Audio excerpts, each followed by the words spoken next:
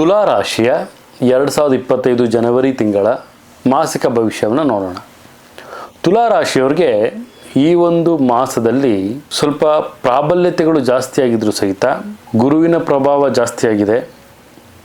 ಮತ್ತು ಶುಭ ಕಾರ್ಯಗಳು ಆದಷ್ಟು ಬೇಗ ಈಡೇರುವಂಥದ್ದು, ಅಧಿಕವಾದಂಥ ತಿರುಗಾಟ ಮತ್ತು ಕೆಲಸ ಕಾರ್ಯಗಳಲ್ಲಿ ಸ್ವಲ್ಪ ಮಟ್ಟಿನ ತೊಂದರೆಗಳಾಗುವಂಥದ್ದು, ಬಂಧು ಮಿತ್ರರಿಂದ ಸ್ವಲ್ಪ ವಿರೋಧಗಳಾಗುವಂಥದ್ದು, ಪರಸ್ಥಳದ ಒಂದು ವಾಸವಾಗುವಂತಹ ಸಾಧ್ಯತೆ, ಸಾರ್ವಜನಿಕ ಕ್ಷೇತ್ರದಲ್ಲಿ ಗೌರವ ಪ್ರಾಪ್ತಿಯಾಗುವಂತಹ ಒಂದು ವಿಚಾರ, ಆರೋಗ್ಯದಲ್ಲಿ ಸ್ವಲ್ಪ ಮಟ್ಟಿನ ಸುಧಾರಣೆ ಮತ್ತು ಕ್ಷೇತ್ರದಲ್ಲಿ ಕೆಲವೊಂದು ಗೌರವಗಳು ಸಿಗುವಂಥದ್ದು ಮತ್ತು ವಿಶೇಷವಾಗಿ ಮಂಗಳ ಕಾರ್ಯಗಳು ನೆರವೇರಿಸುವಂತಹ ಒಂದು ಸಾಧ್ಯತೆಗಳು ಕಂಡುಬರ್ತಾ ಇದೆ.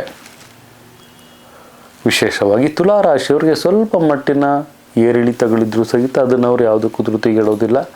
They will pass their life into the positive manner ಅಂತಲೂ ಸಹಿತ ನಾವಿಲ್ಲಿ ತಿಳಿಸ್ಕೊಡ್ಬೋದಾಗತ್ತೆ. ಕೆಲವೊಂದು ವಿಚಾರಗಳು ಸೂಕ್ಷ್ಮತೆಗಳನ್ನು ಅವರು ಅರ್ಥ ಮಾಡಿಕೊಂಡು ಮುಂದುವರಿತಾರೆ. ಅದರಿಂದ ಕೆಲವೊಂದು ಲಾಭಗಳು ಸಹಿತ ಅವ್ರಿಗೆ ಕಂಡು ಬರ್ತಾ ಹೋಗುತ್ತೆ. ನನ್ನ ಪ್ರೀತಿಯ ವೀಕ್ಷಕರೇ, ಮಾನಸಿಕವಾದಂಥ ಖಿನ್ನತೆಯಿಂದ ಆಚೆ ಬರುವಂಥದ್ದು ಮತ್ತು ತಮಗೆ ಅಗೌರವವನ್ನು ಯಾರು ತಂದಿರ್ತಾರೆ ಅವರನ್ನು ತಾವು ಮೆಟ್ಟಿ ನಿಲ್ಲುವಂತಹ ಸಾಧ್ಯತೆಗಳು ಸಹಿತ ಕಂಡುಬರ್ತಾ ಇದೆ. ತುಲಾ ರಾಶಿಯವರಿಗೆ ಉತ್ತಮವಾದಂಥ ಬೆಳವಣಿಗೆ, ಉತ್ತಮವಾದಂಥ ಪ್ರವೃತ್ತಿ ಬಗ್ಗೆ ಹೆಚ್ಚಿನ ಒಂದು ಗಮನವನ್ನು ತಾವು ಕೊಡ್ತಾ ಹೋಗ್ತೀರಿ. ವಿಶೇಷವಾಗಿ ತಾವು ಅದೃಷ್ಟ ಸಂಖ್ಯೆಯಾಗಿ ತಾವು 8 ಆಯ್ಕೆ ಮಾಡ್ಕೊಳ್ಳಿ.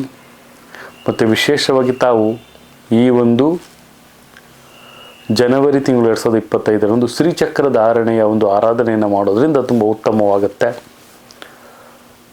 ಸ್ವಲ್ಪ ಮಟ್ಟಿನ ವಿಶ್ರಾಂತಿಯನ್ನು ತಾವು ಪಡೆದು ಮುಂದುವರಿಯೋದ್ರಿಂದ ಅತಿ ಉತ್ತಮ ಅಂತಲೂ ಸಹಿತ ನಾವಿಲ್ಲಿ ತಿಳಿಸ್ಕೊಡ್ಬೋದಾಗುತ್ತೆ.